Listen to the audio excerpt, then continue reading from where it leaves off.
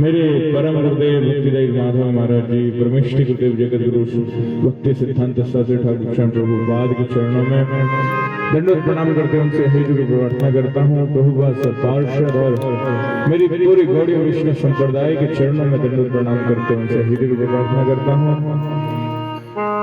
कलयुग पावन अवतारी भगवान चैतन्य महाप्रभु नित्यानंद प्रभु जय हो। गौर निताई पार्षद जय हो। मेरे आराध्य देव श्रीमन राधा गोविंद देव जी जय हो। कंदोई देवता जय हो। जिसके प्रांगण में हम लोग इस दिव्य श्रीमद् भागवत कथा का श्रवण कर रहे हैं वो दाऊ जी महाराज जय हो। यहाँ पर संत समाज वैष्णव वैष्णवी सभी आप सभी ब्रजवासियों के चरणों में यथा योग्य दंडवत प्रणाम करते हुए सभी से अहित की प्रार्थना करता हूँ।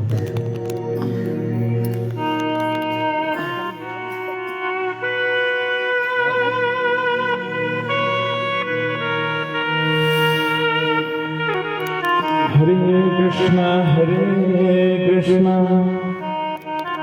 कृष्ण कृष्ण हरे हरे हरे राम राम राम हरे हरे।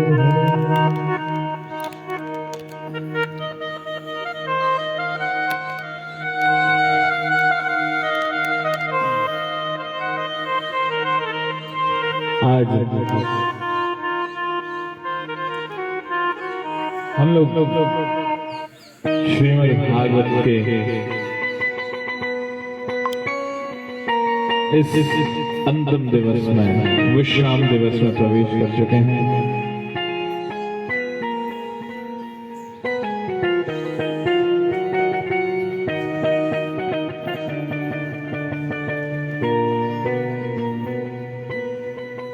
भक्तों कथा तो कहते हैं हरि अनंत, हरि कथा अनंता। 7 दिन में यदि हम अच्छे से समझने का प्रयास करें। एक प्रभु जी को कह रहे थे, पता नहीं आए नहीं अभी वो, बोले महाराज आप कथा कथा सुनाओ और सत्संग मत सुनाओ। कथा कथा सुनाओ, सत्संग में टाइम ज्यादा लग जाता है, इसलिए अब सत्संग थोड़ा सा कथा रह जाती है। मैं कहा कौन सा सत्संग सुना रहा हूं? अगर एक श्लोक की व्याख्या करने हम बैठ जाएं, सिर्फ एक बीच का छोड़ो, श्रीमद् भागवतम के महात्म्य के पहले श्लोक की यदि व्याख्या करने लग जाए, किसी में इतना दम नहीं है कि वो व्याख्या 7 दिन में कर ले। सच्चिदानंद श्लोक में पूरा छोड़ो, सत चित्त और आनंद, इन 3 शब्दों की व्याख्या में 7 दिन निकल जाएंगे।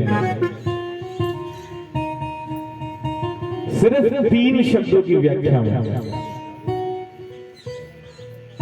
बाकी आगे की तो खैर दूर की बात है। तो कथा कहानियों की तरह सुनना अलग चीज है, और कथा के अंदर भगवान ने श्रीमद् भागवत कथा लिखी, बताई गई ब्रह्मा जी को। सिर्फ कहानियां याद कर लो इसलिए तो ना बताई, ये तो सभी को पता है कहानियां तो। अरे इस कथा में इतनी कहानियां तुमने सुनी ना होगी जितनी तुम्हें प्रैक्टिकल बताया आप सबको। अभी तो ये भूपवन आज हमारे प्रभु जी लेकर के गए हमें दर्शन कराने के लिए, हम कभी ना गए यहाँ पर। अमर सिंह प्रभु जी, भूपवन निर्माण वन है। हम बिहार वन तो जाते हैं, वहां तो जैसे परिक्रमा वहां भी गए, वहां भी लेकर के गए। बिहार वन तो जाते भी हैं, वो अब अगली बार जाएंगे।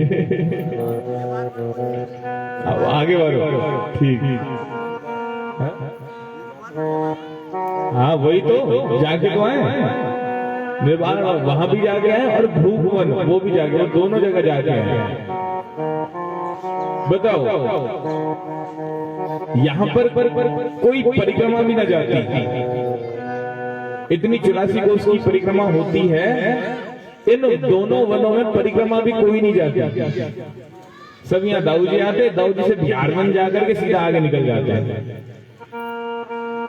लेकिन आज लेकर के गए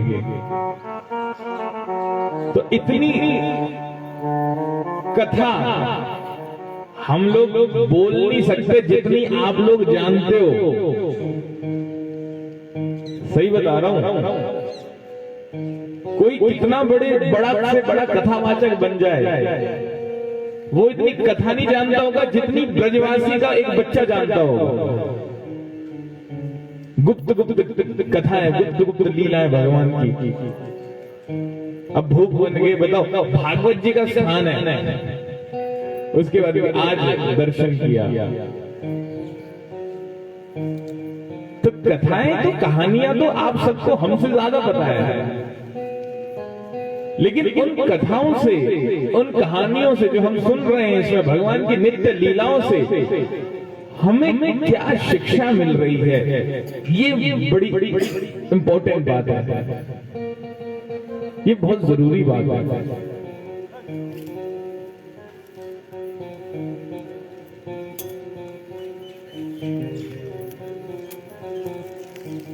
पूरे शास्त्र में एक ही बात कही गई,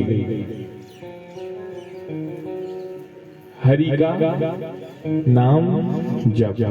लेकिन एक चीज मुझे बताओ, यहां सब लोग भगवान को पाना चाहते हैं, सब लोग। यदि मैं आप लोगों को रोटी बनाने को दूं, आटा दूं, पानी दूं, रोटी बना लोगे?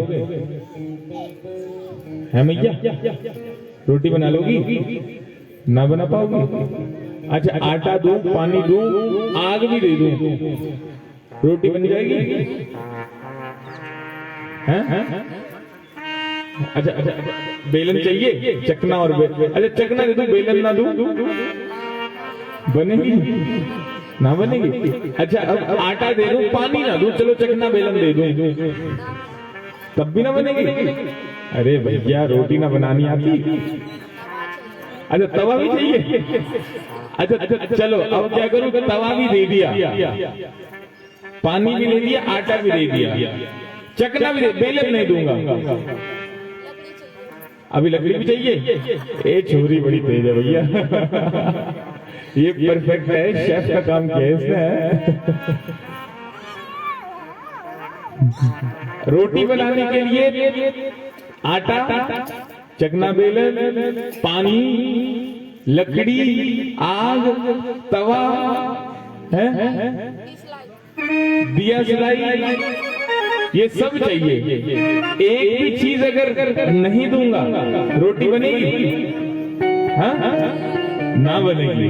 उसी प्रकार यदि भगवान को प्राप्त करना है तो हमें माला भी करनी पड़ेगी, एकादशी भी करनी पड़ेगी, वैष्णव की सेवा भी करनी पड़ेगी, तीर्थ यात्रा भी करनी पड़ेगी, धामवास भी करना पड़ेगा, तिलक भी लगाना पड़ेगा, कंठी भी पहननी पड़ेगी। एक भी चीज यदि छोड़ी, भगवान ना मिलेंगे। एक भी चीज यदि छोड़ी तो भगवान नहीं मिलेंगे। जिस प्रकार एक भी चीज छोड़ने पे रोटी नहीं मिलेगी ना, वैसे ही भगवान नहीं मिलेंगे। यदि हम लोग पुरुष है तो हमें चुटिया रखनी पड़ेगी, उससे कोई फर्क नहीं पड़ता। आप ब्राह्मण हो तो ही रखनी है, यदि आप क्षत्रिय, वैश्य, शूद्र, अगर आप इंसान हो तो आपको चोटी रखनी पड़ेगी। चोटी ब्राह्मणों की निशानी नहीं, चोटी निशानी है हिंदुत्व की। हम भारतीय हैं, हम हिंदू हैं, ये चोटी उसकी निशानी है। तिलक करना पड़ेगा, कंठी पहननी पड़ेगी। एक बार नारद जी, अब सबने कथा सुनी है कि बार बार क्या सुनो, चलो हल्का सा इससे हिंट ले लो, क्योंकि एक अपडेट तो चाहिए ना, रिचार्ज तो चार्ज तो चाहिए। नारद जी जब गए थे नरक में, क्या हुआ था? पूरा का पूरा नरक खाली हो गया। यमराज बोले बाबा निकलो निकलो निकलो यहाँ से, तुम यहाँ कहाँ आ गए? बोले क्यों, ऐसा क्या हो गया? मैं तो हर जगह जाता हूँ, वैसे नरक भी आ गया घूमने के लिए। बोले यहाँ मत आओ। बोले जैसे ही आप अंदर आए, आपके माथे पे लगा हुआ तिलक इन नरक में जो सड़ रहे, जो जिनको यातना भुगत रहे जीव नरक वासियों पर पड़ा, वैसे ही आपके तिलक के दर्शन करके इनके मन में ध्यान आया भगवान का, और जैसे ही भगवान का ध्यान आया, मेरा पूरा का पूरा नरक खाली हो गया। पूरा का पूरा नरक खाली हो गया। ये महिमा तिलक की, समझी ना? ये महिमा तिलक की, इसलिए तिलक किया करो, कंठी पहना करो। ये हमारे भाई हम हिंदू हैं, क्या प्रमाण है? बताओ बताओ, आप बताओ, हिंदू आप कैसे? आगे वालों से पूछ रहा हूँ मैं, बताओ हिंदू हो कैसे? बताओ, प्रमाण दो। कंठी पहन रखी है, तिलक है बाबा, कंठी तो छुप जाती है, तिलक दिख तो है। तिलक करो ऐसा, ऊर्ध्व तिलक, कंठी तिलक, ये हमारी हिंदुत्व की पहचान है। कहीं बाहर चले जाओ, जो हमारे मुस्लिम भाई होते हैं दूर से पहचान में आ जाते हैं, आते ना आते, दूर से पहचान जाओगे कि ये मुसलमान है। ईसाई दूर से पहचान में आ जाते हैं, जैन दूर से पहचान में आ जाते हैं, सिख दूर से पहचान में आ जाते हैं, हिंदू पहचान में आते हैं ना? आते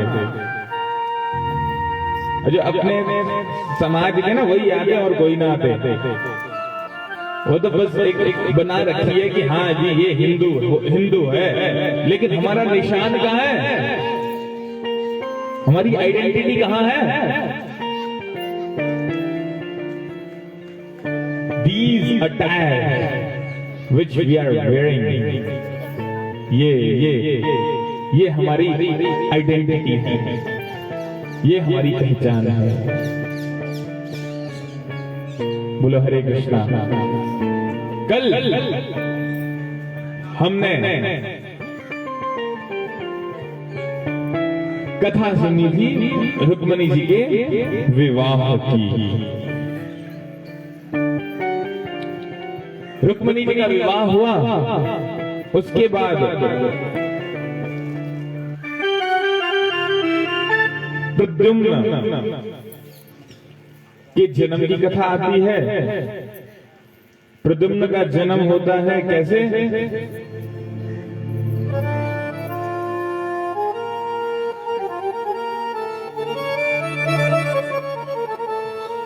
शंबासुर दैत्य कब पता चलता है कि जो कृष्ण पुत्र होगा ना वो उसका वध, कृष्ण पुत्र शंबासुर का वध करेगा। तो शंबासुर क्या करता है? प्रद्युम्न को उठा ले जाता है और उठा करके कहां? सागर में फेंक देता है। सागर से उसको वहां पर मछली खा जाती है। मछली को मछुआरा लेता है। देखो जो काल होता है ना वो कैसे पीछे आता है। देखो जो होना है ना वो होना ही है, चाहे जो मर्जी कर लो। सागर से मछली और मछली से मछुआरा और मछुआरा से सीधा वो मछली बाजार जाती है और बाजार से सीधा वो मछली शंबासुर की रसोई में सीधी, और वह मछली के पेट में अब वो प्रद्युम्न अब वो प्रद्युम्न बड़ा होता है। रसोई में कामदेव की पत्नी रति काम कर रही होती है। जो ये रति है ये मायावती रूप में सेवा करती है।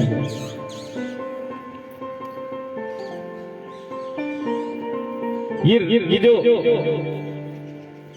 त्रेता युग में जब शंकर जी ने जब कामदेव को भस्म किया था ना, तो कहा था कि द्वापर में इसको पति जो है वो भगवान मिलेंगे, हाँ भगवान का पुत्र मिलेगा। तो आज वो त्रेता युग की जो वरदान है कहां पर सफल हो रहा है? द्वापर के अंत में। इसके बाद जब वो बड़ा होता है, बच्चा मछली के पेट से निकलता है, उसको पता लगता है कि ये शंबासुर दैत्य है, उसका वध करके और उसके बाद नारद जी के कहने पर वो बच्चा वहां से प्रद्युम्न कहाँ जाता है? द्वारका चले जाता है। और फिर भगवान कृष्ण को पता चलता है, नारद जी ही बताते हैं कि भगवान ये जो है ये बच्चा आप ही का बच्चा है। इस तरीके से प्रद्युम्न जन्म की कथा है। आइए अब हम कथा सुनते हैं भगवान के अन्य विवाहों की। कल आप लोग कह रहे थे ना भगवान की गोपियां कितनी है? हाँ? कल कथा ना सुनी? ना सुनी? हाँ आप बताओ।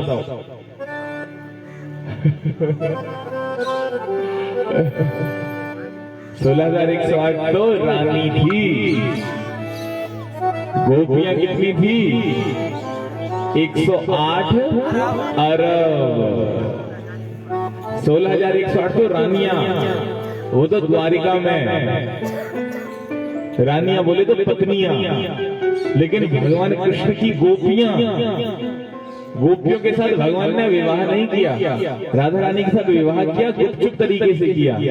यहाँ बेलवन में, बेलवन ना वहां पर ब्रह्मा जी ने करवाया। किसी भी गोपी के साथ भगवान ने विवाह नहीं किया। क्यों नहीं किया? क्योंकि जब भगवान अपने भक्तों को ना, जो उनके प्रिय भक्त होते हैं, उनको विरह देता है, उनके पास नहीं रहता भगवान, उनको विरह देता है। क्योंकि भगवान के पास जो सबसे बड़ी संपत्ति है वो है विरह की संपत्ति। क्योंकि विरह में जितना प्रेम होता है ना उतना कहीं नहीं होता, उतना कहीं नहीं होता। अब देख लो, आप एग्जांपल यही लो, घर का ले लो। आपकी पत्नी या फिर आपके पति जब साथ में रहते हैं घर पे तो नॉर्मल ठीक है, यही तो है। पत्नी को भी रहता है यही है, पतियों को भी रहता है यही है। लेकिन कभी काम से यदि पति बाहर चले जाए और कभी पत्नियां अपने मायके या फिर कहीं भी काम से चले जाए, 1 महीना तक न मिले, वो प्रेम बढ़ता नहीं बढ़ता? बताओ। प्रेम बढ़ता है ना, वो आसक्ति, वो अटैचमेंट वो बढ़ जाती है।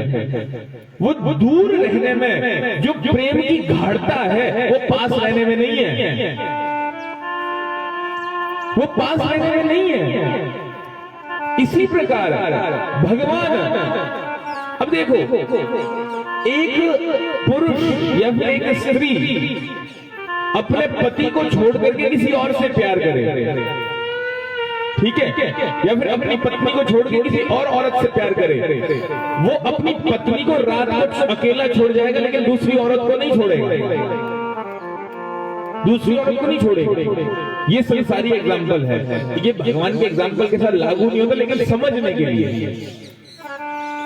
जो प्रेम दूर रहने में है वो पास रहने में नहीं होता। इसीलिए भगवान अपने प्रिय भक्तों को, अपने निज जनों को विरह देते हैं, उनके पास नहीं रहते। बताओ कितना दूर है मथुरा वृंदावन से? ज्यादा से ज्यादा 16-17 किलोमीटर। गोपियां रोती रही, पूरा जीवन रोती रही। अरे कन्हैया वहां पर बैठा बैठा रोता रहा। क्या गोपियों में वो प्रेम था? कृष्ण में वो प्रेम था? जा नहीं सकते थे, लेकिन गोपियां नहीं गई। क्यों नहीं गई? कि कन्हैया वहां पर सम्राट है, हम जाएंगी ग्वाली में तो कन्हैया की इज्जत में थोड़ा सा फर्क पड़ जाएगा कि ये कन्हैया इतना बड़ा सम्राट और ये गोपियां इनसे मिलने आ रही है। और कृष्ण क्यों नहीं आए? चलो गोपियां तो उस बात से नहीं गई, लेकिन कृष्ण तो आ सकते थे। कृष्ण भी नहीं आए। क्यों नहीं आए? कारण एक कि मैं चला जाऊंगा, उनके पास आऊंगा तो वो प्रेम की गाढ़ता है ना, वो नीक सी कम है जाएगा।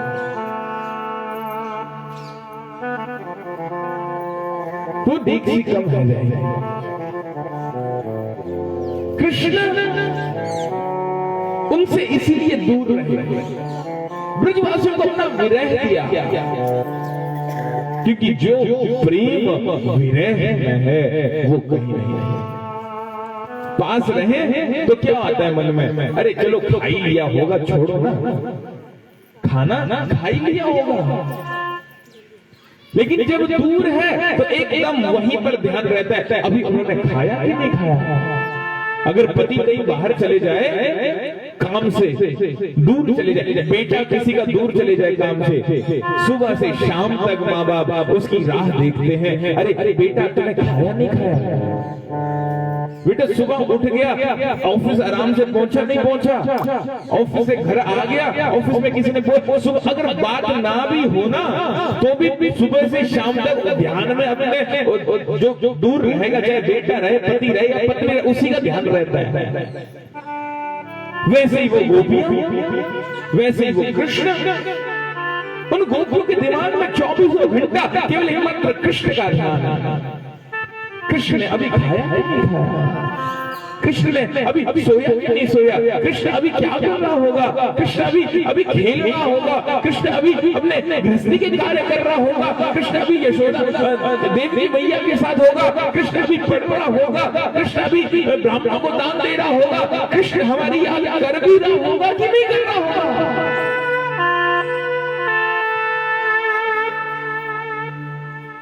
अगर पास में रहे तो अरे दिख ही तो रहा है, ठीक है ना, छोड़ो। जब दूर रहेगा तो 24 घंटा केवल एकमात्र कृष्ण का ध्यान, 24 घंटा केवल कृष्ण का ध्यान। इसीलिए भगवान कृष्ण अपने प्रिय भक्तों को, अपने निज जनों को देता है तो केवल एकमात्र विरह, सिर्फ विरह देगा। वही भक्त, वही ब्रजवासी 100 साल तक कृष्ण से नहीं मिले, पूरे 100 वर्ष तक कृष्ण से नहीं मिले। चाहते मिल लेते, वो ना मिलना चाहते, कृष्ण तो मिल सकते थे लेकिन ना मिले। दिया तो क्या विरह। और 100 वर्ष के बाद कहां मिले, कुरुक्षेत्र भूमि में मिले। लेकिन भक्तों मिलना भी कैसा पता है, कुरुक्षेत्र की भूमि पे जब सारे के सारे यदुवंशी वहां पर एकत्रित हुए हैं, आज कन्हैया ने सबको, महाभारत विजय के बाद कन्हैया ने सबको निमंत्रण भेजा है, सबको, पूरे विश्व में सभी राजाओं महाराजाओं को निमंत्रण भेजा है। और निमंत्रण भेजा है, आओ यहाँ पर हमारी सभा में हमारा मान बढ़ाइए, इस सभा का मान बढ़ाइए। पूरे विश्व में निमंत्रण गया, लेकिन ब्रजवासियों को भी निमंत्रण गया। एक ही कृष्ण का दूत वृंदावन भी आया, और वृंदावन में आकर के क्या कहता है, बोले ब्रजवासियों तुम्हें कृष्ण ने निमंत्रण भेजा है, लेकिन क्या भेजा है, बोले तुम भूल करके भी वहां कुरुक्षेत्र मत आ जाना, तुम भूल करके भी कुरुक्षेत्र मत आ जाना। कैसी छुरी बजती है दिल में। पूरे विश्व में निमंत्रण गया कि सब लोग आना, और ब्रजवासियों को उल्टा निमंत्रण दिया, बोले वहां मत आना, भूल करके भी वहां मत आना। बताओ किससे कहता है ऐसा इंसान, जिससे सबसे ज्यादा प्रेम होता है। क्योंकि कृष्ण को पता था ब्रजवासी रुकने वाले नहीं हैं, और जैसे ही बोला उनके मन में ये भावना नहीं आई कि भैया कन्हैया ने बोली है कि मत जाना, तो उससे गुस्सा होके बैठ गए ना। बोले क्यों, हो क्या रहा है, बोले वहां पर विजय दिवस मनाया जा रहा है। बोले अच्छा, बोले किस कौन कौन आ रहा है, बोले पूरे विश्व के सभी राजा महाराजा सभी सम्राट आ रहे हैं। बोले अच्छा, तो हमें क्या कही कन्हैया ने, बोले तुमने तो ये कही है तुम वहां पहुंच मत जाइयो, बोले गलती से भी पहुंच मत जाइयो। लेकिन ब्रजवासी पता है क्या कहने लगे? ब्रजवासी कहने लगे, बोले वो कन्हैया हमारो बच्चा, वाकु क्या पता है कि कैसी आओ भक्त हो, अभी इतना सा तो था, अभी अपने आप को बड़ा राजा माना, उसको क्या पता है कैसे वहां पर किस तरीके से किसको आओ भगत करना है, इतना बड़ा वो आयोजन कर रहा है, कैसे वो वहां पर व्यवस्था करेगा, कौन है उसके साथ? बोले उसने तो कह दी, हम उसकी थोड़ी ना मानेंगे, हम तो जाएंगे।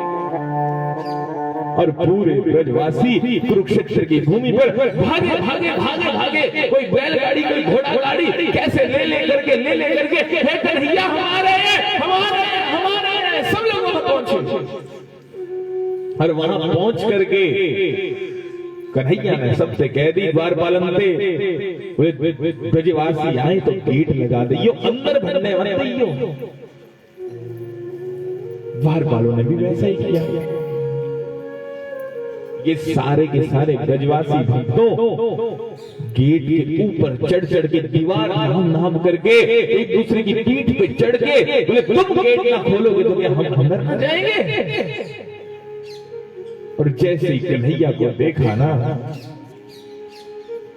और कन्हैया ने उनको देखा,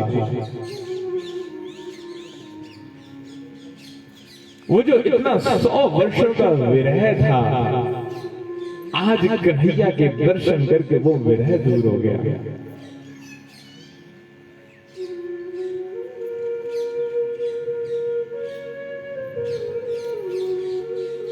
आज कन्हैया इतना विरह उनके अंदर उमड़ आया, कन्हैया के अंदर, कि कन्हैया का जो स्वरूप था वो सिकुड़ गया, अपनी सुध-बुध खो गया कृष्ण। बलराम जी का ये हाल, कृष्ण का ये हाल, सुभद्रा जी का ये हाल। यशोदा मैया ने जैसे ही कृष्ण को देखा, यशोदा मैया के स्तनों से दूध निकलने लगा, इतना वात्सल्य रस उमड़ने लगा। लेकिन कृष्ण आज वो 100 वर्षों का विरह दूर हुआ है। यशोदा मैया गले लगाती है कन्हैया को, कन्हैया तो कितना बड़ा है गोरे।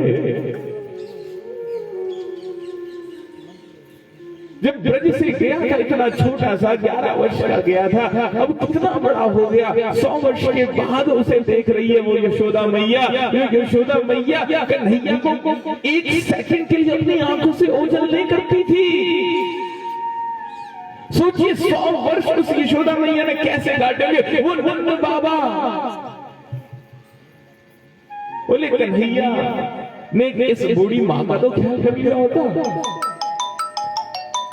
तो खूब झूठा निकला रे। गया तो 3 दिन बोल के था, और आज 100 वर्ष है गए, आज 100 वर्ष है गए।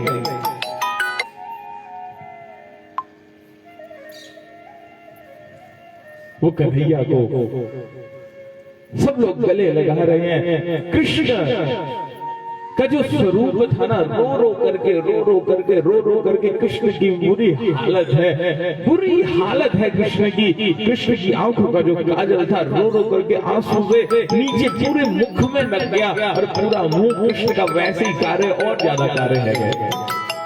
और वही स्वरूप तो जगन्नाथ जी का खोल दिए ब्रजवासियों ने कन्हैया के रथ के घोड़े। बोले कन्हैया घोड़े नहीं, रस्सी लगाई गई। बोले तुझे तो हम खींच करके रथ में बिठला करके वृंदावन धाम लेके जाएंगे। घोड़े नहीं चले वहां पर, कन्हैया के रथ को खींच करके ब्रजवासी वृंदावन लेकर के आए। फिर 100 वर्षों के बाद कन्हैया वृंदावन आया। सोचो किसी से इतना प्रेम, ये संसारिक प्रेम, लड़का लड़की एक दूसरे के पीछे पागल होकर के भाग जाते हैं, मर जाते हैं।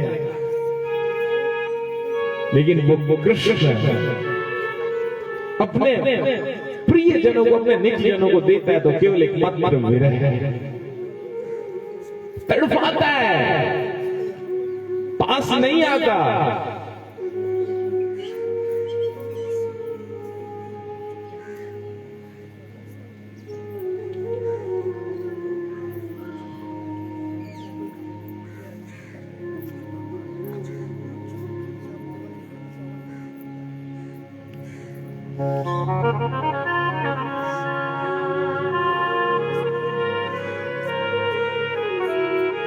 जितना प्रेम कृष्ण हमसे करता है ना भक्तों, उतना कोई नहीं कर सकता। यदि आप लोग भी कृष्ण को अपना मानते हो, अपना सर्वस्व निछावर कर लो उसके लिए। हम इतना उसके लिए नहीं तड़पते जितना वो हमारे लिए तड़पता है। न जाने कितनी गलतियों को माफ करके आज भी दोनों बाहें फैला करके खड़ा है कि आजा बावरे आजा, काहे को भटक रहा है इस जड़ जगत में, इस जंजाल में, मेरे पास आजा। लेकिन हम ऐसे हैं,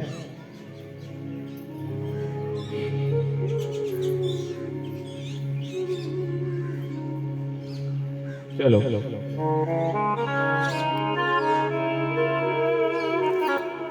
इसीलिए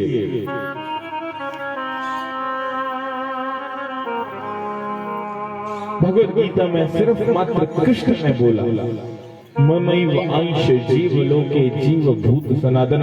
किसी की इतनी औकात नहीं है जो हमें अपना बता सके। शिव जी ने नहीं कहा कि हम उनके हैं, वो हमारे हैं। ब्रह्मा ने नहीं कहा, शनि ने नहीं कहा तो केवल एक मात्र कृष्ण ने ये, अरे जीवो तुम मेरे हो, मेरे। लेकिन हम इतने मूर्ख फिर भी नहीं समझ पा रहे। पता नहीं कब समझेंगे, कब आएगा वो दिन, कब आएगा वो दिन जिस दिन हम समझ जाएंगे कि हाँ कृष्ण ही जीवन में, वो पता चल जाएगा। हमारे जैसे मूर्ख बोले ना ना भगवान इतना तो हम पढ़ ही नहीं सकते। बोले ठीक है कोई बात नहीं, इतना नहीं पढ़ सकते तो वेदों का निचोड़ निकाल करके पुराण बना दिए। बोले कहाँ इतने 18,000 श्लोक हम कर पाएंगे। बोले अच्छा ये भी नहीं कर पाओगे। बोले एक काम करो, दशम स्कंद जो श्रीमद् भागवत का हृदय है, आत्मा, बोले उसको पढ़ लो। बोले दशम स्कंद कहाँ 90 अध्याय है, इतना कहाँ हम पढ़ पाएंगे। बोले दशम स्कंद में नहीं पढ़ पाओगे तो एक काम करो, 29 से लेकर के 33 तक ये रास पंचाध्याय है, इसे पढ़ लो। बोले ना ना ना ना महाराज इतना भी हम नहीं पढ़ पाएंगे। बोले अच्छा ये भी छोड़ो, जो रास पंचाध्याय का भी बीच का है 31वां अध्याय, वो भी वही पढ़ लो। बोले इतना भी कहाँ हो पाएगा, उसको भी अपने जीवन में उतार लेना बड़ा कठिन, बड़ा कठिन है। बोले तुम एक काम करो, श्रीमद् भागवतम का सार जो सुखदेव गोस्वामी ने 17,999 श्लोक कहने के बाद 18,000 श्लोक कहा। बोले यदि उसको जीवन में उतार दोगे उसी से बेड़ा पार हो जाएगा। कौन सा है वो श्लोक? नाम संकीर्तनम यस्य सर्व पाप प्रणाशनम प्रणामो तम नमामि हरिं परम। भागवत जी का अंतिम श्लोक जो है, नाम संकीर्तनम यस्य सर्व पाप प्रणाशनम। भक्तों यदि जीवन में भगवान को प्राप्त करना चाहते हो और इन सभी पापों से मुक्ति पाना चाहते हो, अरे भागवत जी का जो सार सुखदेव गोस्वामी ने हमें दिया, क्या दिया? नाम संकीर्तनम यस्य। ये जो नाम संकीर्तन है इसी को अपने जीवन में आधार बना दो और कुछ नहीं। चैतन्य महाप्रभु कहते हैं नाम नामकारी बहुधा निज सर्व शक्ति। ये जो नाम है इसमें बहुत शक्तियां हैं, सारी शक्तियां इसमें दे दी। सत्रार्पिता नियमितः स्मरणेन काला एतादृशी तव कृपा भगवन् नमामि दुर्दैव मित्रस्नेहा जनिनानुरागः। बोले जो मर्जी करो, इसके लिए कोई आपको व्यवस्थाएं नहीं देख रही है। भक्ति विनोद ठाकुर कह रहे हैं चैतन्य चरितामृत में, देश काल नियम नहीं सर्वसिद्धि है। देश काल नियम, इसके लिए कोई देश नहीं, कोई काल नहीं, कोई नियम नहीं। खाईते सोईते यथा तथा नाम ले, खाते सोते जैसे मन में आ रहा है वैसे नाम लो, उठते बैठते चलते काम करते, जैसी व्यवस्था बन रही है वैसे भगवान का नाम लो। बताओ, इतना यदि कोई हमें छूट दे दे, इतनी छूट हमें दे दे, ये छूट सतयुग में नहीं मिली, ये छूट द्वापर में नहीं मिली, ये छूट त्रेता में नहीं मिली, ये मिली तो केवल एक मात्र कलयुग में। क्योंकि भगवान को भी पता है कलयुग में माया का इतना प्रबल प्रकोप है, इतना प्रबल प्रकोप है, यहाँ तो भगवान की प्राप्ति बड़े ही रास्ता तो सरल है, लेकिन वो सरल रास्ता भी कांटों से भरा पड़ा है। तो कैसे होगा, किस तरीके से होगा? तो चैतन्य महाप्रभु ने बोल दिया, इसमें कोई देश का नहीं, काल का नहीं, कोई भी नियम नहीं चलेंगे, जैसा मन में आ रहा है वैसे नाम लो।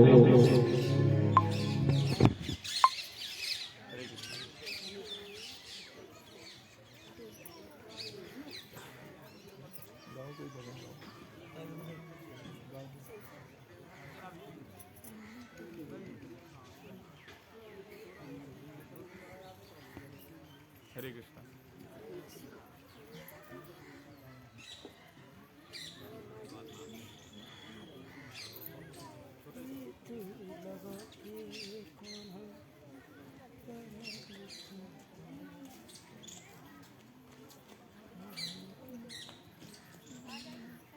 हरे कृष्णा।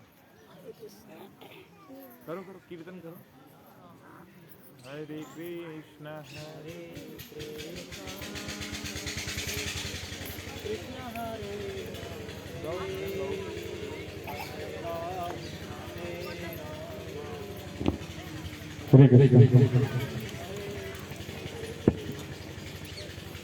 इसलिए कोई देश नहीं, कोई काल नहीं, कोई नियम नहीं, बस हरि का नाम जपते रहो।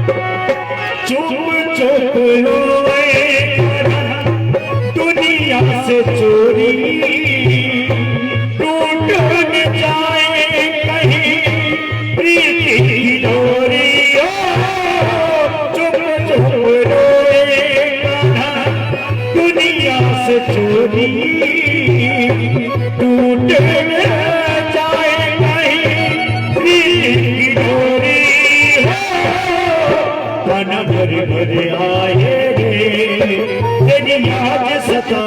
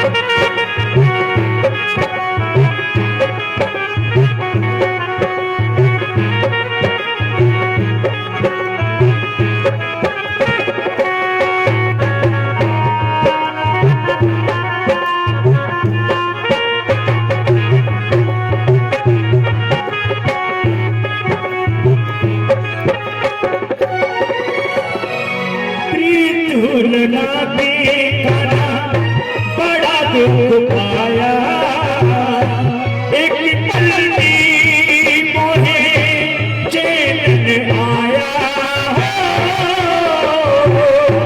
प्रीत लगा के बड़ा दुख पाया एक पल में मोहे चैन आया प्रीत लगा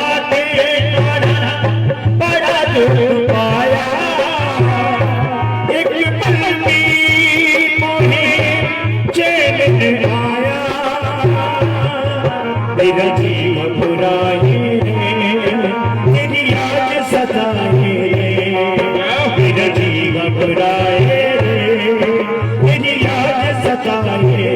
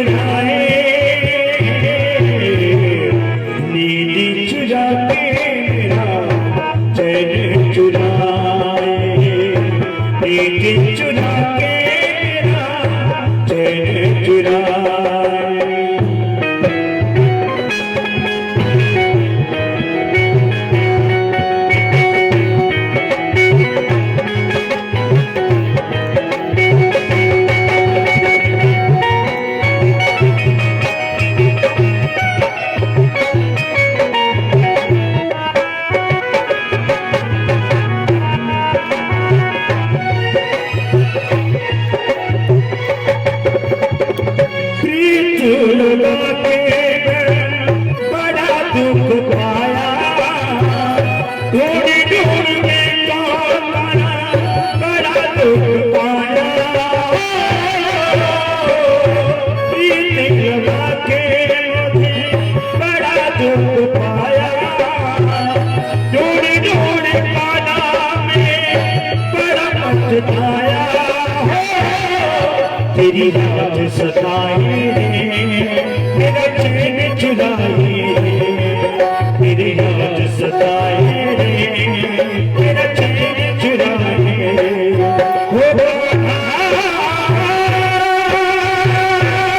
तेरी बांसुरी चुराए नींद चुराते मेरा चैन चुराए चुरा के मेरा चुराए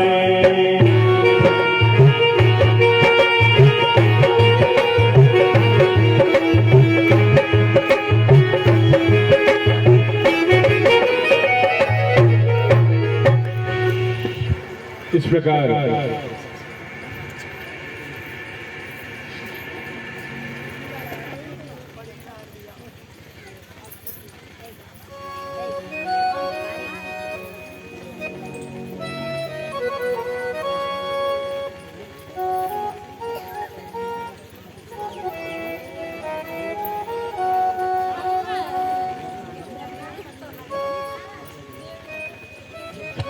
आइए कुछ श्रीमद् भागवत कथा में नाम देते हैं।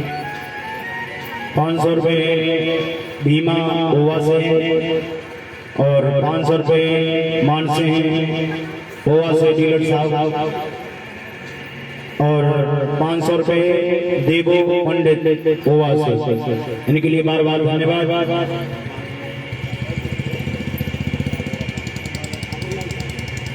और 500 रुपये ठाकुरलाल ओवा से श्रीमद भागवत कथा में दान देते हैं, इनके लिए बार बार धन्यवाद। जय राधे राधे। कम से कम 40-50 से कोई दान दे रहा है, जय हो। क्योंकि धर्म काम में दान देना बहुत बहुत आवश्यक है, क्योंकि हमारा जो धन का जो शुद्धिकरण होता है वो धर्म के काम में दान देने से शुद्धिकरण होता है धन का। नहीं तो डॉक्टर ले जाते हैं, कभी कुछ हो जाता है, हमारा कुछ हो जाए, हमारे साथ कोई घटना घट जाए तो पैसा तुरंत चला जाता है। डॉक्टर ने बोला है कि 10,000 चाहिए। अभी हमारे मन में घटना हुई थी तो उसको ले गए थे हम, उसके परिवार वाले उसके साथ नहीं थे तो हम थे उसके साथ, गाड़ी में डाल के ले गए। और वहाँ पर हमने 10 जने थे उस गाड़ी में, तो हमने किसी ने 2,000 दिया, किसी ने 1,000 दिया, किसी ने 3,000 दिया, ऐसे करके हमने उसको 30,000 जमा कराया डॉक्टर को। अगर वो पैसा पहले ही अगर ऐसे धर्म काम में अगर दे दे तो डॉक्टर को क्यों देना पड़ेगा।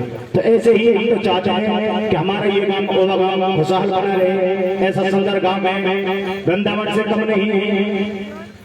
तो सभी चढ़ बढ़ के इस कथा में दान दे जाए, और जो भी भाव है परमात्मा के प्रति, जो भाव है ठाकुर जी के प्रति, जो मेरे दाऊ बाबा को मानते हैं, कन्हैया को मानते हैं हृदय से दिल से, वो श्रीमद भागवत कथा में दान दें। और जिसका भैया मन नहीं है, बोले ये बाबा हमारा नहीं है, दाऊ बाबा हमारा नहीं है, भगवान हमारा नहीं है, तो वो कोई बात नहीं है उसके लिए। राधे राधे श्री हरिदास। इसलिए दोनों हाथ उठा करके 10 धाम में जगह लगा देंगे। बोले दाऊ बाबा की, बोले बांके बिहारी लाल की। राधे राधे। ये सही है भैया, दान मांगना हो ना ब्रजवासी को आगे कर लो। है बढ़िया। बोलो हरे कृष्णा हरे कृष्ण। आइए अब हम भगवान की अन्य, कल तो एक ही विवाह हुआ, अभी 16,107 तो बाकी है। कन्हैया का पेट एक से कम भरे, कन्हैया को तो चाहिए हर चीज ज्यादा। मैया भी 2 लग रखी है, 2 तो छोड़ो, यहाँ भी कितनी मैया कन्हैया की डोल रही है। कन्हैया को बाबा भी अनेक चाहिए, मैया भी अनेक चाहिए। वैसे ही जो कन्हैया की पत्नियां होगी वो भी एक से ना पेट भरे भैया कन्हैया को। साथी भी बहुत चाहिए, कन्हैया को पेट ना भर दो एक से। आइए क्या हुआ, यादवों में एक यादव थे, उनका नाम था सत्रजीत। और सत्रजीत ने सूर्य भगवान की, सूर्य देवता की, भगवान नहीं देव की तपस्या करके एक मणि हासिल करी थी। वो मणि थी जो 64 मण सोना डेली देती थी। हाँ जी, मिल जाए तो क्या हो जाएगा। बाबा बोल कथा ही कथा होगी, है होगी, कभी ना होगी कथा। अपने घर बनाएंगे, खेत खलियान बिल्कुल टेंट करोगे, है कि नहीं। वैसे ही वो सत्रजीत कर रहा था। अब भगवान के राज्य में वो रहता था। अब भगवान ने बातें कही, बोले सुन, जो भी अपने हिस्से में जो धन आता है, यदि वो अपनी जरूरत से ज्यादा है तो उसे धर्म के कार्य में लगाना चाहिए। देश सेवा, परोपकार, गरीब सेवा है, वहां पर उस धन को लगाना चाहिए, यदि अपनी जरूरत से ज्यादा आ जाए। अब जो 64 मण सोना डेली कोई मणि दे रही है, कितना उसको लग जाएगा जीवन में। हमारे उस दिन मैं कह रहा था ना, हम कितनी रोटी खाते एक महीना में? 300। ये बाबा 600-700 खा लेते होंगे, बाकी हम तो 300-400 ही खाते हैं ना। इतनी रोटी खाने के बाद देखो हमारी बेसिक जो नीड्स हैं, फूड, क्लोथ्स एंड शेल्टर, रोटी कपड़ा मकान, ये 3 चीजें हमारी बेसिक है। यही हमारी किताबों में भी पढ़ाया जाता है। इससे बाद जितना भी आ रहा है वो हम इच्छाएं पूरी करने के लिए कर रहे हैं। बताओ, इस स्वेटर कोटी में पूरा जीवन निकाल सकती हो ना निकाल सकती? क्यों ना निकाल सकती? नहीं निकाल सकती। क्यों? तो बूढ़ी अम्मा भी कह रही ना निकाल सकती। बताओ है ना निकाल सकती। एक स्वेटर यदि वो फटे ना, साड़ी फटे ना, है कुर्ता पजामा फटे ना, पूरा जीवन उसमें निकाल सकते हो नहीं निकाल सकते बताओ? हाँ, सब निकाल लेंगे, सब निकाल सकते हैं, लेकिन नहीं, हमें और ज्यादा चाहिए। हमें एक नहीं 2 स्वेटर चाहिए मेरी तरह। मैं दूसरों क्या बोलूं, मैं खुद उसी कैटेगरी में हूं, है ना? ये क्या है? जो हमारी बेसिक नीड है, उसके पूरा होने के बाद जो भी वस्तुएं आती है वो सारी की सारी व्यसनों में आती है, वो सारी की सारी व्यसनों में आती है, वो संसारिक व्यसनों में। मैंने अपने गुरुदेव को खुद देखा है भक्तों,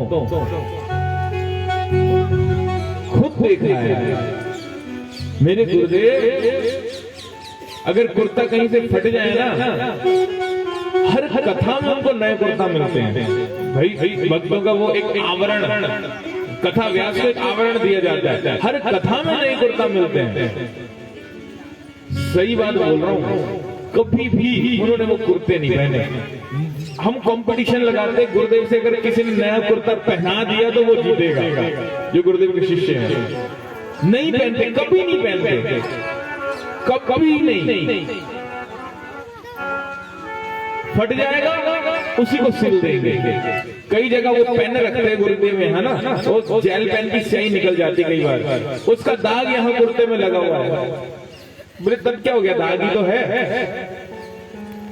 जैकेट, यकीन नहीं मानोगे, उनका जैकेट देख लोगे ना, पता नहीं 6-7 सालों से वही जैकेट चल रहा है, धो करके ना उसका रंग फेड हो गया है, लेकिन वही जैकेट पहनेंगे, दूसरा नहीं पहनते, दूसरा जैकेट नहीं पहनेंगे। यहाँ तो आते हैं, आप लोगों ने दर्शन भी किए होंगे, लेकिन अब जब दर्शन करोगे ना तो फिर याद आ जाएगा, नहीं उनके गुरुदेव हैं, तब याद आ जाएगा आपको। अपने कुर्ते को खुद ही सिलेंगे, हमसे भी नहीं बोलते कि सिल लो, खुद ही सिलेंगे और वही कुर्ता पहनेंगे।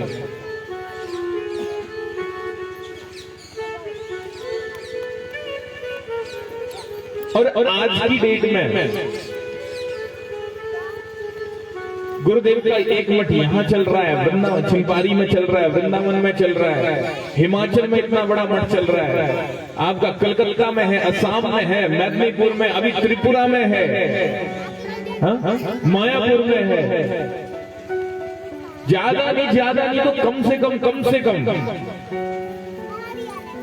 100 करोड़ की प्रॉपर्टी तो होगी, ज्यादा नहीं तो। और उन मठों में चल रही सेवा, अगर हम लोग कभी किसी यात्री से पैसा ले लेना कि भाई यहाँ पर इतनी सेवा लगती है या फिर कुछ भी, गुरुदेव हमारे को डांट लगाते हैं, हमें डांट लगाते हैं। जो आ रहा है वो निःशुल्क रहेगा, जो उसकी श्रद्धा है वो दे। कोई भी रेट कभी फिक्स नहीं। आज भी अब छिंपारी चले जाओ, वहां कोई रेट नहीं है, वृंदावन के मठों में कोई रेट नहीं है। जिसकी जो श्रद्धा है, दो नहीं देना मत दो, वहां रहो, 1 दिन 2 दिन 10 दिन 20 दिन 50 दिन 1 साल 2 साल पूरा जीवन रह जाओ, कोई वहां पर रेट नहीं है। अपने जीवन में आज तक गुरुदेव ने कथा के बिहाफ पे मांग के कोई पैसा नहीं दिया। जिसकी जो श्रद्धा है देते हैं, नहीं कोई बात नहीं, चल। मैंने खुद देखा है, कई जगह प्रचार करने के लिए गुरुदेव ने अपनी जेब से पैसा दिया कि तुम ये लोग, मैं पैसा देता हूं, तुम वहां पर थोड़ा सा कथा का अरेंजमेंट करो और हम वहां जाकर के प्रचार करेंगे। और अपने जीवन का एक भी सांस कृष्ण नाम के बिना नहीं जाता। आधी रात को उठ करके उनको सोते हमने कभी निश्चिंत सोते कभी नहीं देखा। हाथ हाथ में माला होती है, माला करते करते कभी नींद आ गई 1-2 घंटा रात को 10, 11, 12 बजे, और फिर एकदम से उठ करके 12-1 बजे तो ये मानो गुरुदेव बिल्कुल उठ करके बैठ जाते हैं, लेटते भी नहीं, उठ करके बैठ जाते हैं और बैठ करके पूरी रात सुबह तक हरि नाम करते हैं, सुबह तक हरि नाम करते हैं। बताओ, ऐसे ऐसे संत यहाँ पर है। ये मैया कह रही ना रह सकती मैं, मैया अब तो छोड़ दे, बूढ़ी है गई है अब तो, अब भी नई कोटी चाहिए बाबू को।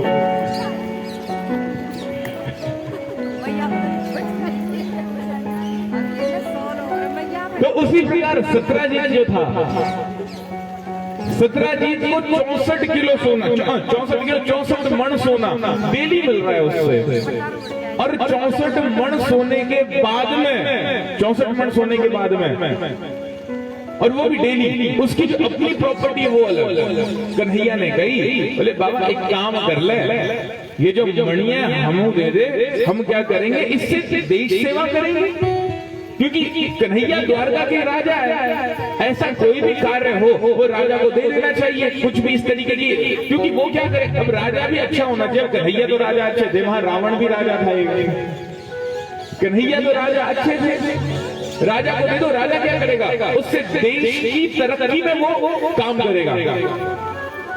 बोले तू कौन है, तुझे क्यों दूंगा? सत्राजीत ने मना कर दिया,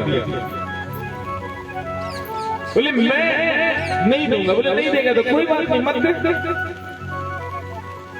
सत्राजीत का भाई था प्रसेन। अब प्रसेन ने वो क्या की, वो मणि उठाई और जंगल में शिकार खेलने चला गया। शिकार खेलने गया, देखो अब कथा सुनानी होती ना तो मैं ऐसे सीधा सीधा चल लेता, ये ना सुनाता ये जो अभी सुनाया। अब ये शिक्षा पता नहीं चलती, फिर वैसे ही चलता भीड़ चाल। कथा से क्या शिक्षा मिल रही है ये इंपॉर्टेंट है। प्रसेन को दी, प्रसेन लेकर के गया, प्रसेन आगे जंगल में गया, प्रसेन को एक शिकार हुआ, शिकार खेलने गया था, वहां पर क्या हुआ, एक शेर ने उसका उल्टा शिकार कर दिया और आगे गया, वो जो मणि थी वो शेर लेकर के गया, आगे गया, शेर का शिकार किसने किया, जामवंत ने, और जामवंत अपनी गुफा में जाकर के बैठ गया और वो मणि दे दी अपनी पुत्री जामवंती को। यहां पर बहुत से लोग कहते हैं, पता नहीं, बोले कन्हैया ने देखा था वो चांद को देख के कन्हैया को कलंक लगना था, झूठा बोलते ना, बोलते ऐसी बात बोलते ना। अब तो भी बता दो, कन्हैया को ऐसा कोई कलंक लग सकता है? ये हमारी उल्टी धारणा है, हमें तो लग भी सकता है, कोई भरोसा नहीं है, क्योंकि हम में उतनी भक्ति है ना। भगवान की माला भी ढंग से नहीं करते, कुछ भी कार्य हम ढंग से नहीं करते, लेकिन स्वयं भगवान को चांद का कलंक लगेगा। ये उल्टी सीधी प्रसिद्धियां कर रखी है, पता नहीं, समझ नहीं आता। भगवान को कोई कलंक नहीं लगता, यहाँ कलंक नहीं लगा, ये भगवान की लीला है। लीला क्या है, वहाँ कलंक नहीं। वो गांव वाले उनको बोलते नहीं, द्वारकाधीश भगवान को बोलते नहीं, तो भगवान ढूंढने ना जाते, भगवान ढूंढने ना जाते तो वहाँ जामवंती न मिलती, जामवंती से विवाह ना होता। ये भगवान की लीला है, वही आज हुआ। भगवान कृष्ण को बोलने लगे सभी, बोले कोई बात नहीं, मैं ढूंढने जाता हूँ। भगवान कृष्ण जंगल में गए, देखते हैं वहां पर प्रसेन के पांव के निशान है, उनका पीछे किया, आगे देखा क्या, प्रसेन को एक शेर ने मार रखा है, और उसके बाद आगे देखा शेर के पंजों के निशान, उसका पीछा किया, आगे जामवंत ने शेर को मार करके, फिर देखा जामवंत के पंजों के निशान, पीछे करते करते करते उस गुफा में प्रवेश किया। गुफा में देखते जामवंती उस मणि से खेल रही है। जामवंती से बोला, बोले मणि मुझे दे दे। उतने में जामवंती रोने लगी, वहां पर वो जो जामवंत थे वो उठ गए, बोले किसने मेरी बेटी को छेड़ा। वहां पर भगवान कृष्ण का मल्ल युद्ध होता है 27 दिनों तक जामवंत से। आज राम अवतार की इच्छा त्रेता युग वाली कन्हैया ने जामवंत की आज पूरी करी, आज वो इच्छा पूरी हुई। अंत में जामवंत को पता चलता है, बोले भगवान आप कौन हो? बोले मैं वही राम अवतार लेकर के आया था और कृष्ण अवतार लेकर के आया हूँ। बोले धन्य हो गया मैं, आप यहाँ पर आए। बोले अब ऐसे आपको जाने नहीं दूंगा। बोले फिर क्या करना पड़ेगा? बोले मेरी बेटी का पानी ग्रहण संस्कार करो। वहां पर जामवंती का विवाह भगवान कृष्ण से जामवंत करवाता है। इस प्रकार भगवान का दूसरा विवाह जामवंती से होता है। बोले जामवंती भगवान कृष्ण की।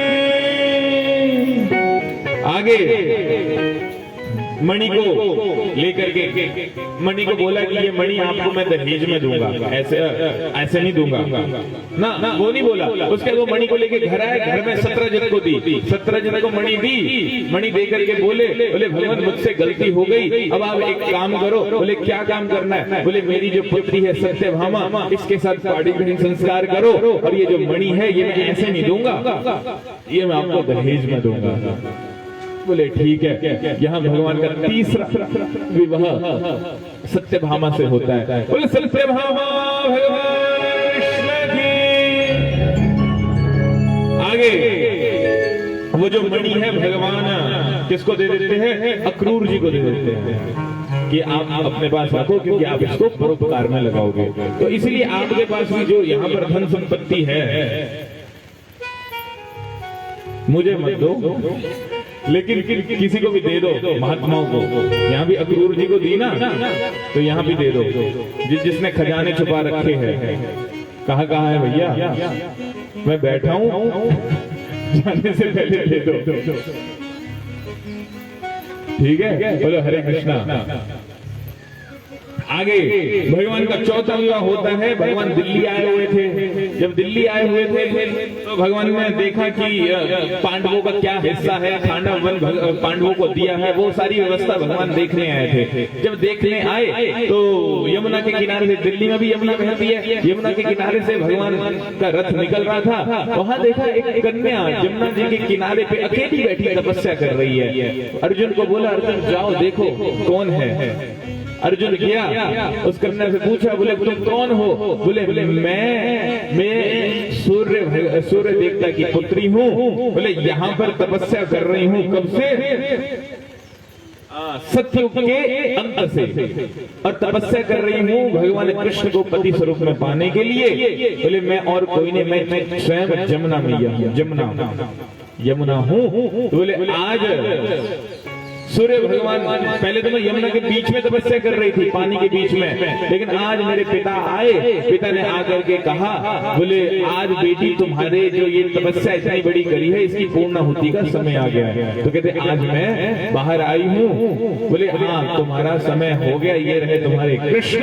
बोले लो इनके साथ पाणी ग्रहण संस्कार। वहां पर अर्जुन के समक्ष रह करके भगवान कृष्ण यमुना जी का हरण करते हैं, यमुना जी को अपने साथ ले जाते हैं। बोले यमुना मैया की। ऐसे भगवान का जो पांचवा विवाह होता है वो होता है उज्जैन की राजकुमारी मित्रविंदा से। इसके बाद भगवान का छठा विवाह होता है अयोध्या की राजकुमारी नागन चीज की कन्या सत्या जी से। सातवां विवाह होता है आपका भद्रा से, और आठवां विवाह होता है भद्र देश की राजकुमारी लक्ष्मणा से। इस प्रकार भगवान के ये 8 विवाह संपन्न होते हैं। उसके बाद भगवान के 16,100 विवाह रहेंगे ना। और ये विवाह ऐसे होते हैं कि प्राग जयोतिषपुर के राजा भौमासुर ने सभी देश की राजकुमारियों को, कन्याओं को बंदी बना करके रखा होता है। और ये कन्याएं जो होती है, इनको साधारण कन्याएं मत समझना। ये कन्याएं विष्णु पुराण और ब्रह्म पुराण के अनुसार ये स्वर्ग की कन्या होती है। ये अष्टावक्र मुनि को देख करके हंस जाती है। अष्टावक्र मुनि इनको श्राप देते कि जाओ मृत्यु लोक में जाकर के तुम्हारा पतन हो जाए। लेकिन जब अष्टावक्र मुनि की सेवा करती है तो सेवा के बाद में अष्टावक्र मुनि उनको वरदान देते हैं, तुम वहां पर जाओगी, वहां पर तुम्हारा जो हरण है या फिर तुम्हारा जो तुम्हारे साथ भगवान कृष्ण स्वयं विवाह करेंगे, ऐसा बोलते हैं। तो इनको साधारण कन्या मत समझना।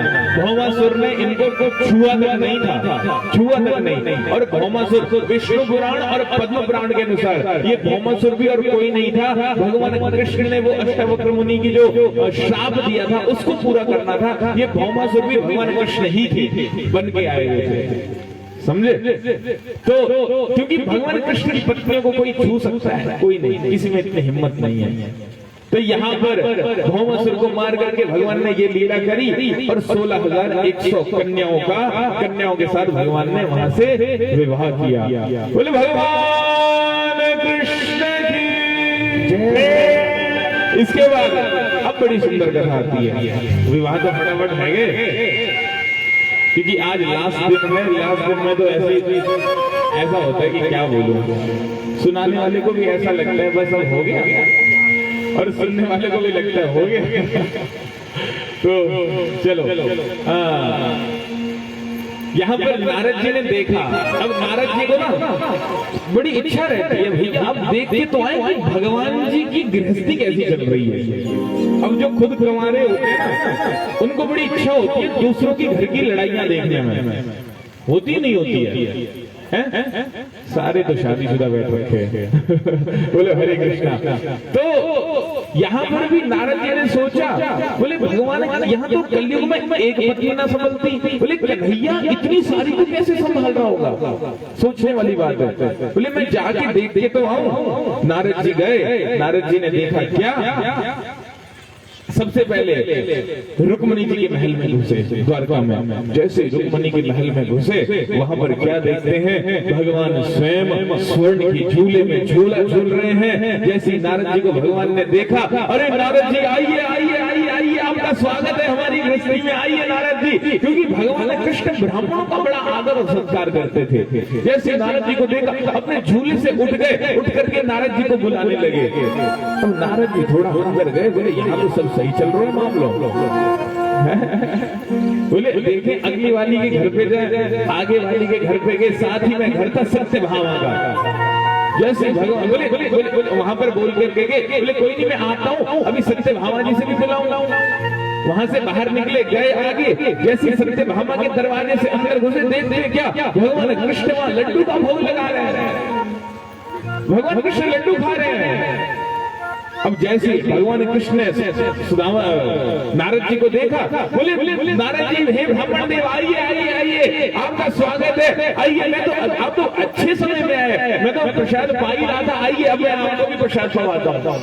और नारद जी वहां से भी बोले नहीं भगवान मैं ना थोड़ा सा भद्रा से मिलने आया था, यहाँ तो वैसे ही अंदर घुस गया।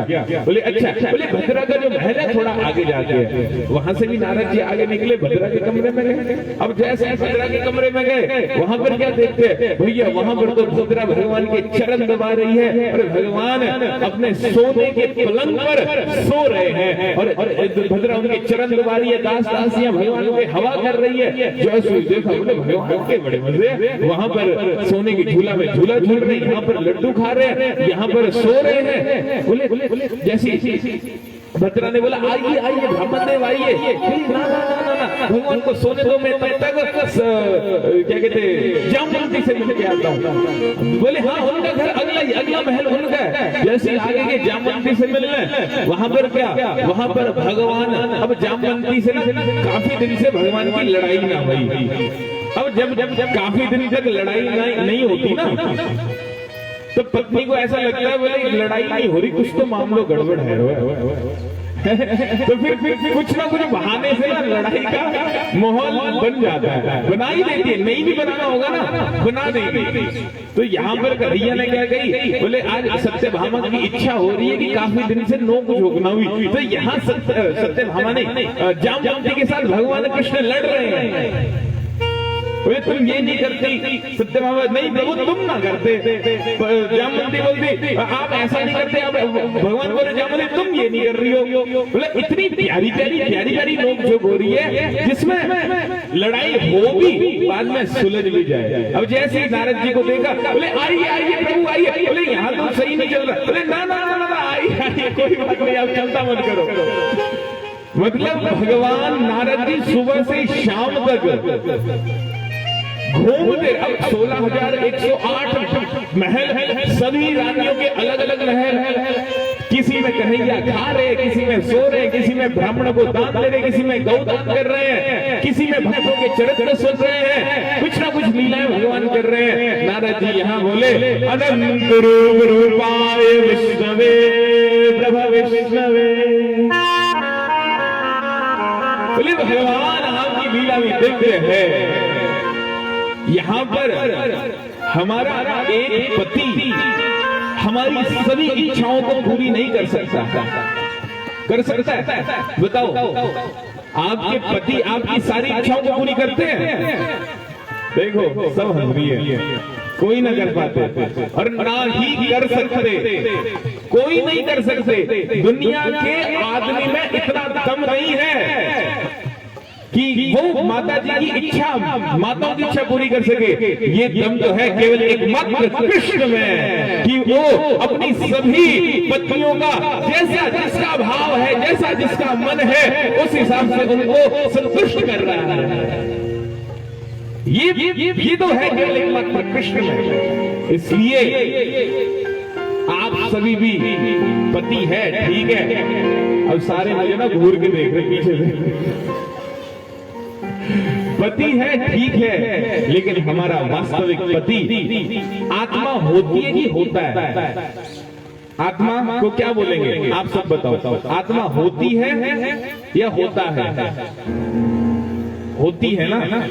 होती है तो लड़की के लिए बोला जाता है। और हम सभी कौन है?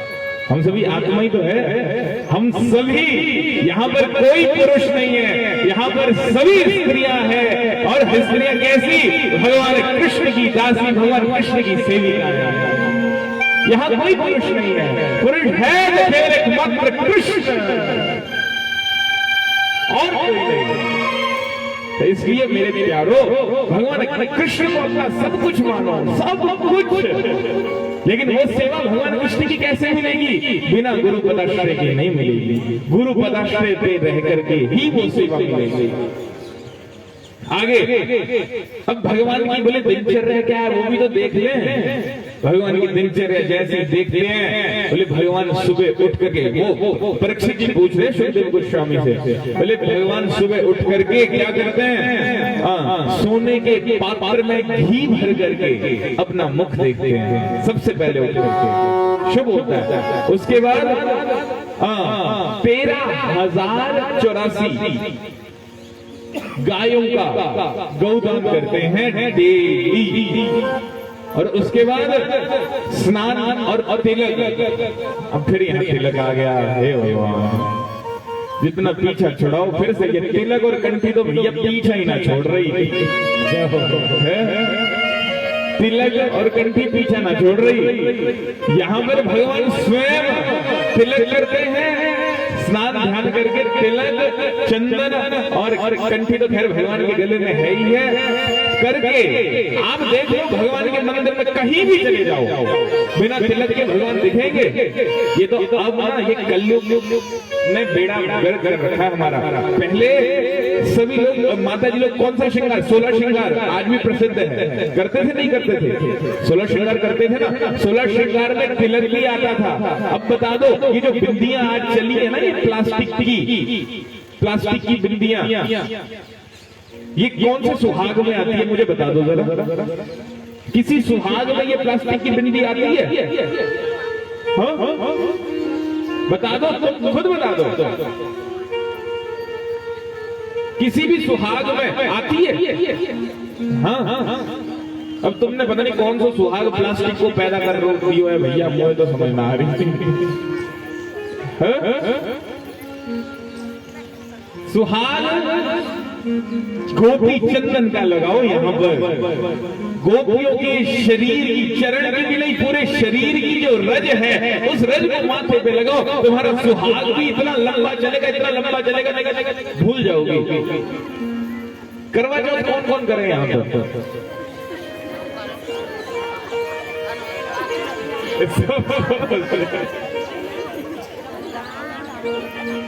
बता दो मुझे शास्त्र। हरे कृष्णा। वो तो शास्त्र के कौन से पन्ने में करवा चौथ के व्रत की महिमा लिख रखी है? कौन सी गोपी करवा चौथ करती थी? अब बोलोगे। और मुझे तो ये ना समझ आ रही, जो करवा चौथ करते हैं उनके पति भी कईयों के पहले मर रहे हैं। पूरी साल बजाओ पति के लट, एक दिन भूखे रह करके भी मांग लो उनसे, क्या ये ला के दे दो, ये ला के दे दो, करवा चौथ है गो बाबा। पति भी नहीं चाहते कि तुम करवा चौथ रखो। बोले ये करवा चौथ आ जाता है हमारे सिर पे ठेकड़ा फूटता है। पता नहीं ब्रज में कैसी कैसी परंपरा चल रही है, मुझे तो समझ नहीं आ रही। करवा चौथ पहले कोई नहीं रखते, सिखों का त्योहार है करवा चौथ का। तो चलो खैर जो भी है, बोलो हरे कृष्णा। ना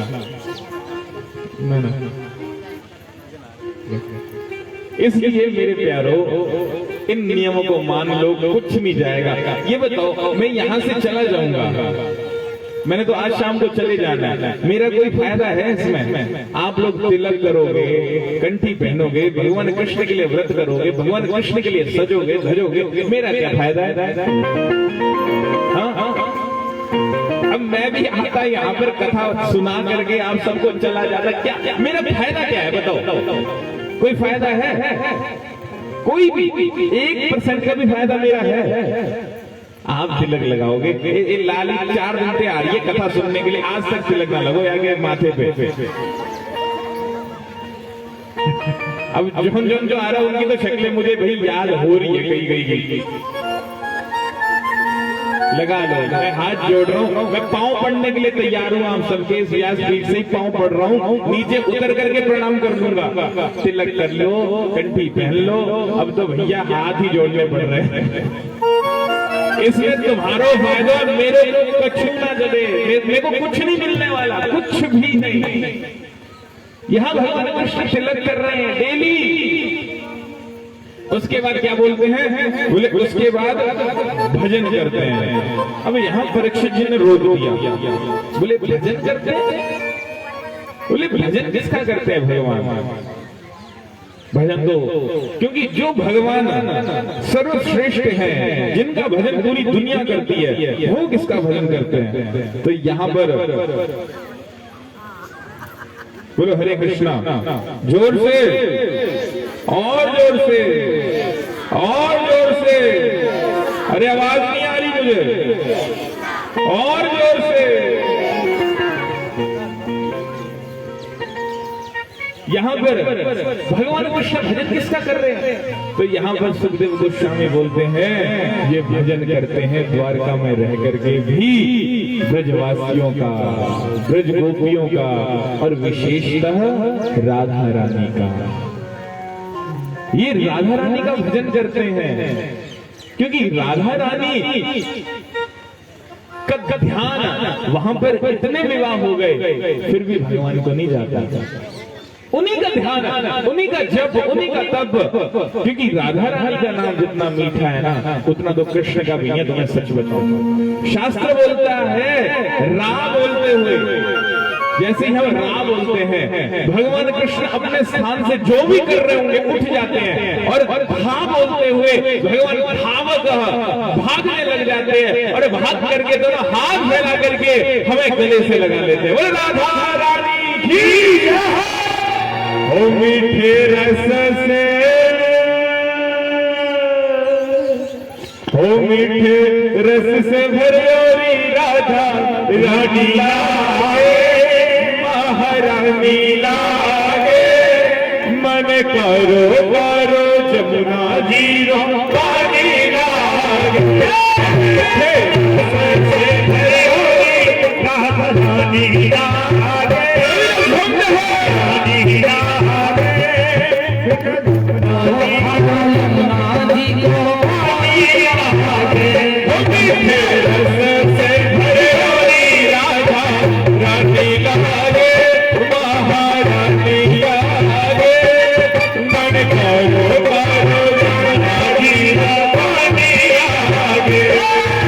Give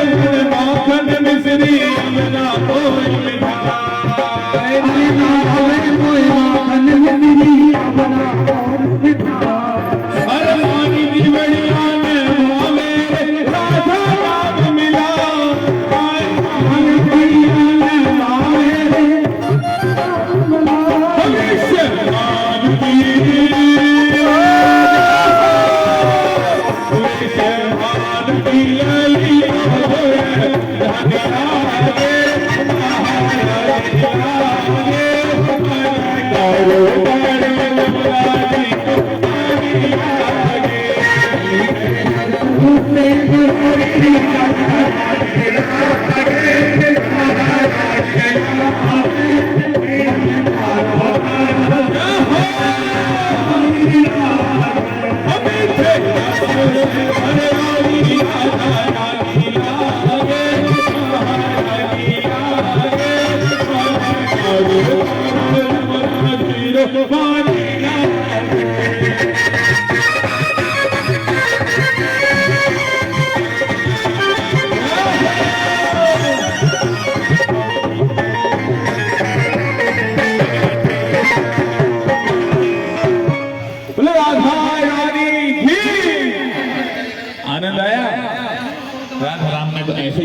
है।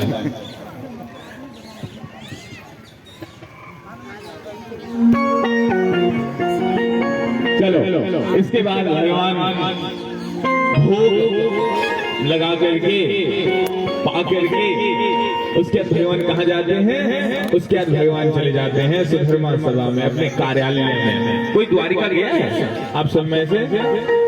कोई गया है द्वारिका? वहां पर एक भेंट द्वारिका है, वहां पर भगवान का घर है टापू के बीच में, और बिल्कुल समुद्र के किनारे में भगवान का ऑफिस कार्यालय। बोले वहां क्या करते हैं? भगवान को क्या काम है? भगवान तो खुद बॉस है, बॉस को क्या काम होता है? बॉस तो जाता है, जा करके बस उसको तो हाँ ये क्या है, ये सारी व्यवस्था है, बस गोल मोल करके दो चार को डांट लगा करके अपना दबदबा बना करके आ जाना, यही तो बॉस का काम है। लेकिन कन्हैया ऐसे नहीं करता। कन्हैया कैसा बॉस है? कन्हैया वहां पर ब्राह्मणों के द्वारा क्या करते हैं? भक्तों के चरित्र सुनते हैं। ध्रुव का चरित्र, प्रहलाद का चरित्र, अम्बरीश का चरित्र, कर्माबाई का चरित्र, मीरा का चरित्र, ये सभी चरित्र भगवान सुनते हैं। सभी चरित्र भगवान सुनते हैं और सुन करके उस सुधर्मा सभा को विश्राम दे करके शाम को संध्या के समय घर आते रथ में। वहां से तो एक ही रथ आता है, लेकिन जैसे ही वहां भगवान के घर में जो द्वारिका बन रही है भेंट द्वारिका में प्रवेश करते हैं गेट के अंदर, वहां पर 16,108 रथ हो जाते हैं और वो सारे के सारे रथ अपनी अपनी